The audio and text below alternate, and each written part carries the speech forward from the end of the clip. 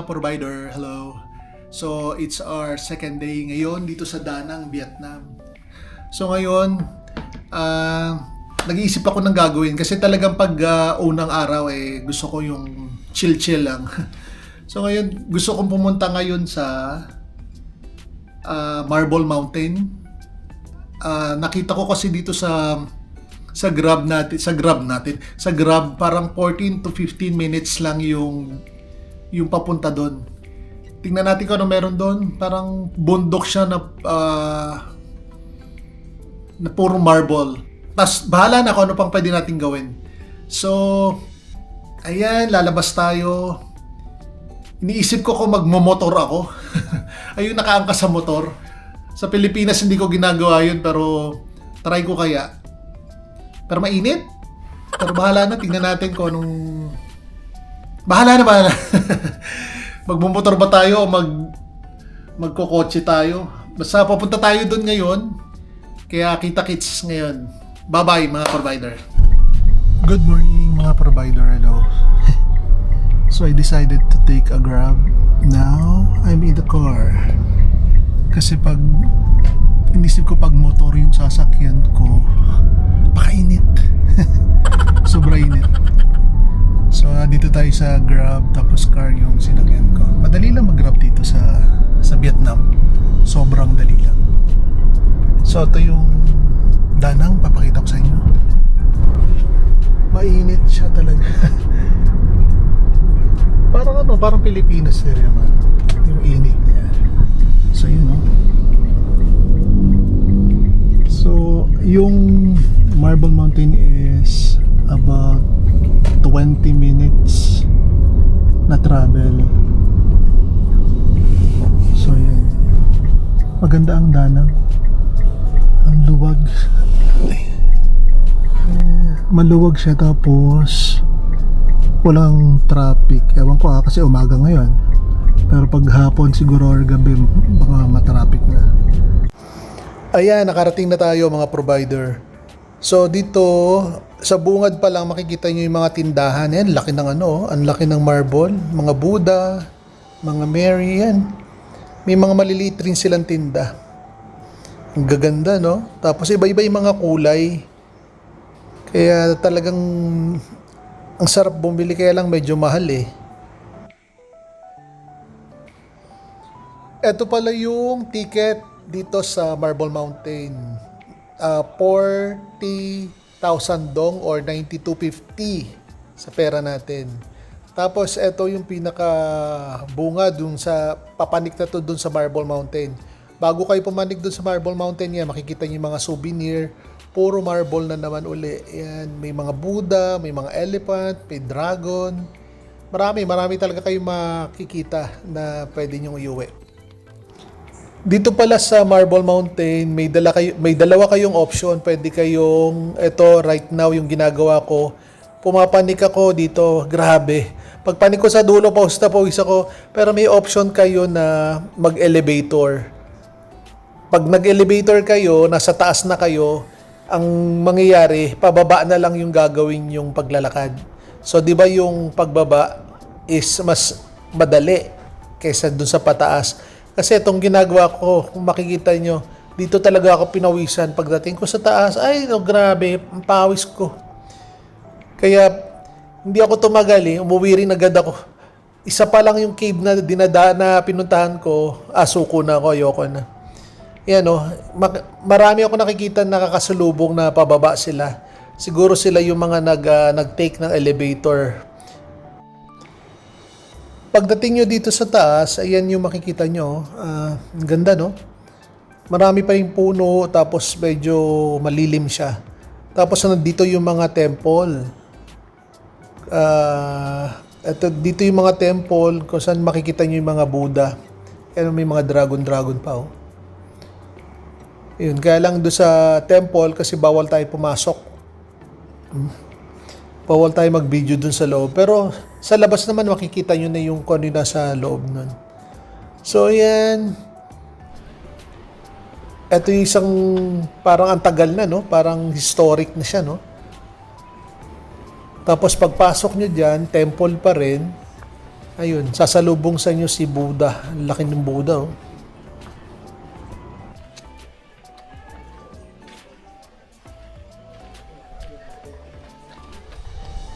Dito pala sa taas, meron ditong nagtitinda ng buko. Yan, no? Iba yung buko nila, no? Parang kulay dilaw. Kasi yung buko sa atin kulay green, eh. Tapos dito na yung papunta ng isang cave. Yan, ganda, oh. Parang ano, no? Parang ang nasa isip ko panahon ng Hapon. Parang nahukay yung ano, yung yan, no? Historic something na matagal na talaga siya nakatayo. Tapos eto yung cave, ang ganda, oh. Wow. Ang ganda ng cave, ang laki. Tapos pag bungad na bungad nyo doon sa pasukan ng cave yan, may Buddha, may Lady Buddha. Nice, ganda, no? Tapos dito sa left, may cave pa rin na, ayan, bubulugasan nyo. Isang parang katedral na cave. Ang ganda. Wow, ang laki, no? Grabe. Ang ganda talaga. Pero remind ko lang sa inyo, ha, bago tayo makapunta dito, sobrang pawis yung nangyari sa atin. Kaya siguro hindi ko ma-advise to doon sa mga elderly, sa mga sinama nyo, yung mga lolo-lola nyo. Kasi bago talaga kayo makapunta dito, papawisan talaga kayo. Pero na lang kung nag-take kayo siguro ng elevator. Kasi may elevator naman. Sobrang ganda, no? Wow, ang ganda. Puro ganda na lang sinabi ko.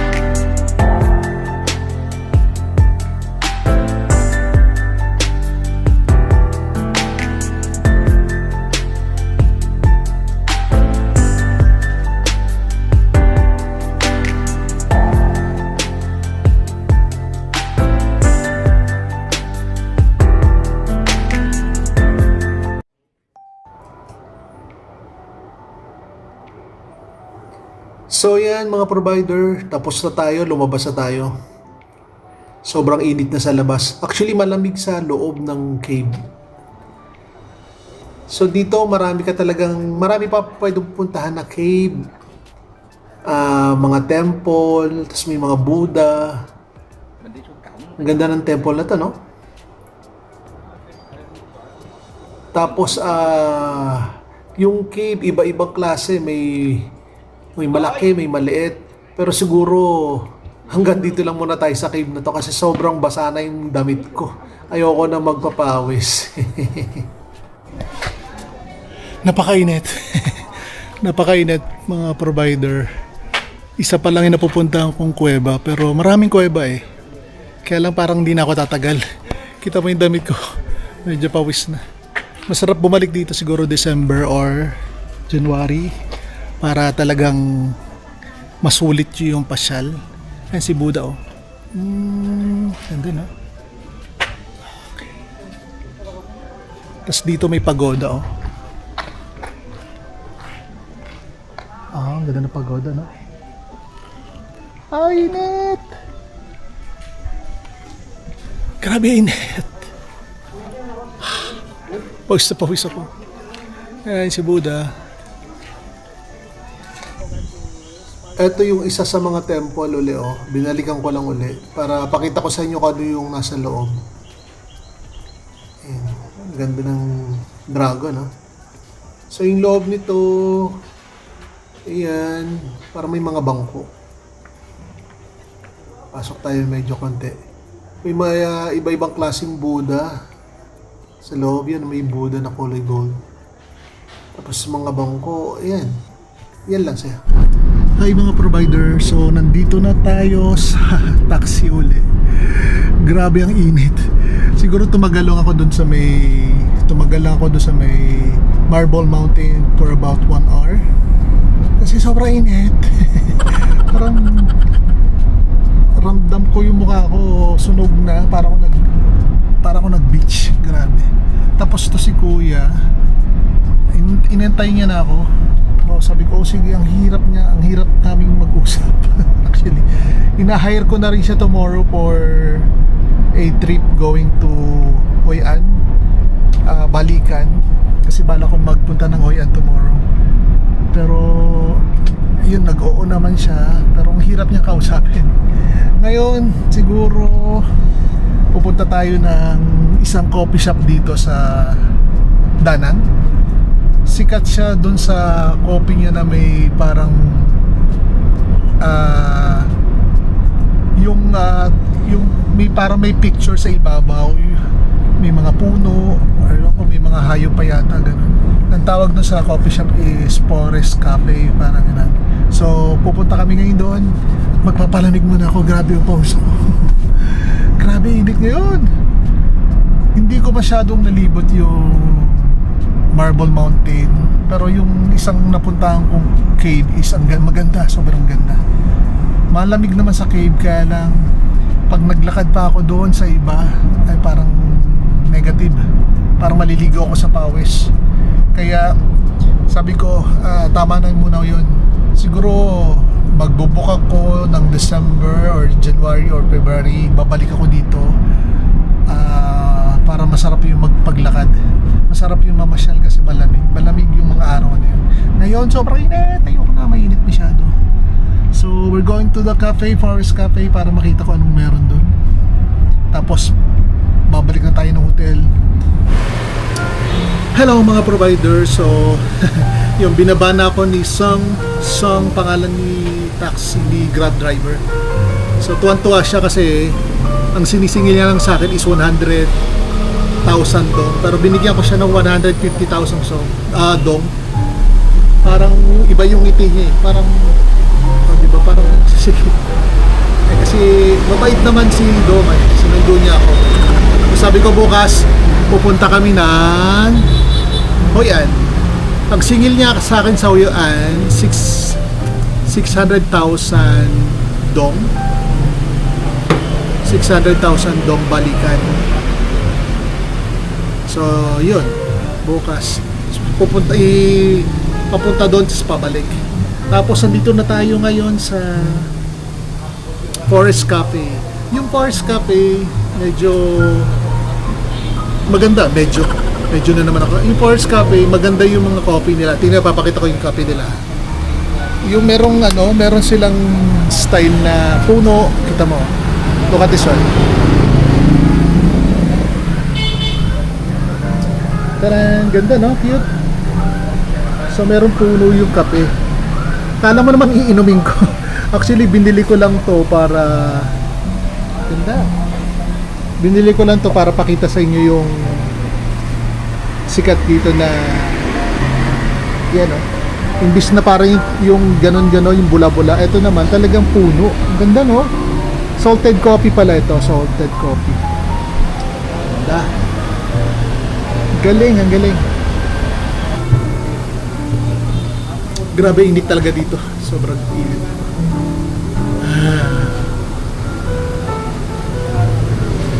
Ito na tayo. Pakita ko sa inyo yung coffee shop. Nagkakaroon siya na parang ganyan. Nagre-release siya ng parang tubig, parang mist, para lumamig. Ayan. So dito, yung street na to, marami siyang coffee shop.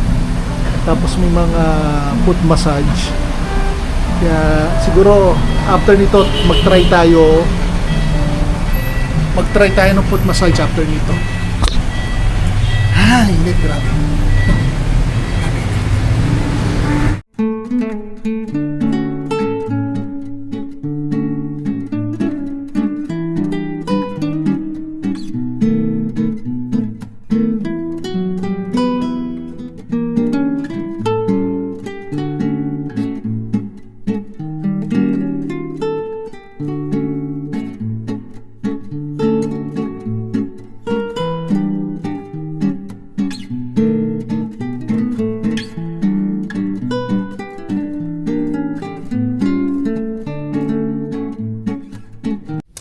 Hello mga providers. So yan, nakauwi na tayo. Medyo nakapagpahinga tayo ng konti sa sobrang init. Sobrang init kanina doon sa sa may Marble Mountain. Tapos doon sa coffee shop. Actually doon sa coffee shop, after ko mag-coffee shop, doon sa Forest Coffee, naghanap ako ng ATM. Medyo malayo nilakad ko. Init, sobrang init. Tapos after noon yun, umuwi na tayo ng hotel. Medyo nakapagpahinga tayo ng konti. Ngayon, bago natin i-end tong vlog na to, sige, hindi pa naman ako kumakain. So, dalawin natin si... Sino makakahula? Dalawin natin si Jollibee. Alam nyo ba, nasa 200 branches ang Jollibee dito sa buong Vietnam. Grabe, no? Gustong-gusto nilang Jollibee. May vlog na rin ako dati na pinakita ko yung Jollibee dun sa Hanoi. Daing tao. Pero parang pansin ko dati walang rice. Yung manok, kinakamay lang nila. Tapos may spaghetti. Ngayon, tingnan natin kung anong meron ngayon dito sa Danang. Sa Jollibee Danang. Hindi pa naman tayo kumakain. So, it's 2:30 na dito. So, kain tayo ng Jollibee. Jollibee made in Vietnam. So, yan mga provider. Dito tayo sa lobby. Walang tao. Kung marunong lang magpiano, magkapiano ako. So, pupunta tayo ng Jollibee. Hindi pa tayo kumakain. Para mapakita ko lang sa inyo kung ano yung Jollibee dito sa Vietnam. So, nag-book na ako ng Grab. Yan. Ano lang siya, from our hotel papuntang Jollibee is nasa 33,280, or kumbaga sa pera natin ay mga 75 or 77 pesos. 33,280. Malapit lang, no? Malapit lang, kaya ayan. Sige, let's go to Jollibee para makita natin. Tara. So, nandito na ulit tayo sa Grab. Palabas tayo ng hotel. So, malapit lang Jollibee kasi nasa 77 pesos lang yung pamasahe natin. Aray. So yan, pakita ko sa inyo. Ito yung hotel natin. Ayan. Napapaligiran siya ng tubig. Yan ang may tulay.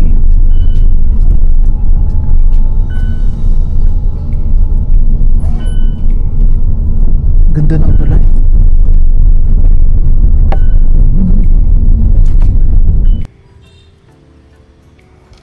So, andito na tayo. Welcome to Jollibee. Ito ang Jollibee sa Vietnam. Parang Pilipinas lang, no? Ang galing. Ganun din yung mga kulay. Ayan, pagpasok niyo, mga foreigner talaga. Yung mga puti ang mahilig sa kumain sa Jollibee.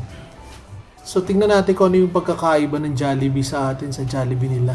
Actually, yung Jollibee dito, meron silang pumpkin soup. Sa atin wala. Kaya yun. Tapos yung chicken nila with rice, may kasamang gulay. Kaya yun, makikita nyo doon sa poster, yung chicken with rice, May kulay green kasi may gulay.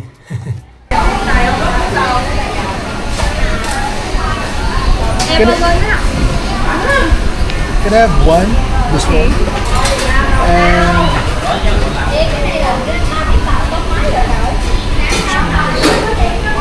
one Jolly hot dog.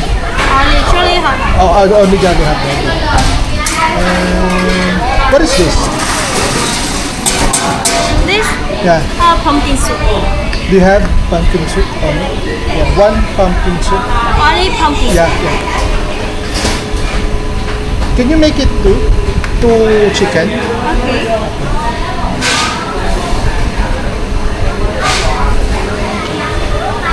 Em có mẫu nấu bằng tay nha.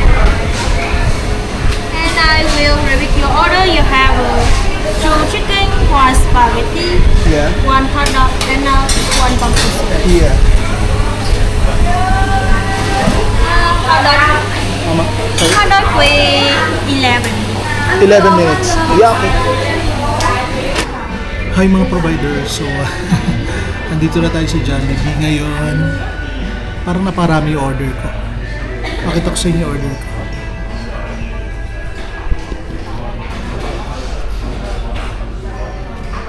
Bali dalawang chicken, isang spaghetti, meron tayong Jolly hot dog, tapos ito, wala sa atin to. Ito yung pumpkin soup, di ba? Ano na, parang pinakuluan lang sa tubig ha. Ayan. Tapos ito, may ganito sila. Parang sweet and sour pero maanghang siya. Tapos this is ketchup. Tapos yung ketchup nila parang maanghang. So, may coke tayo, dalawang chicken. Yan. Alam niyo kung magkano yan?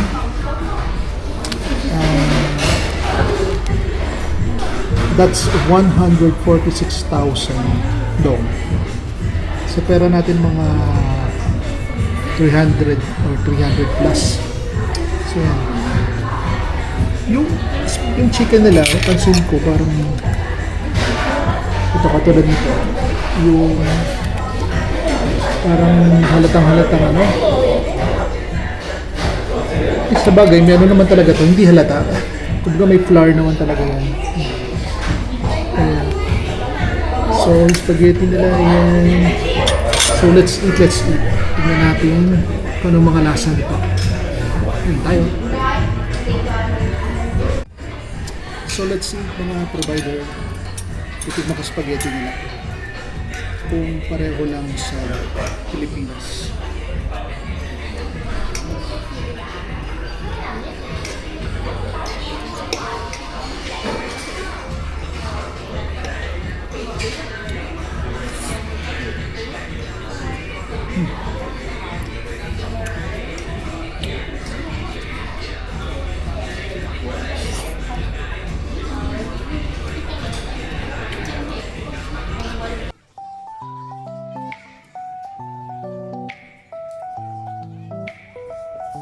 Hindi na ako naka-react doon sa sinabi kong titikman ko para malaman ko kung tama.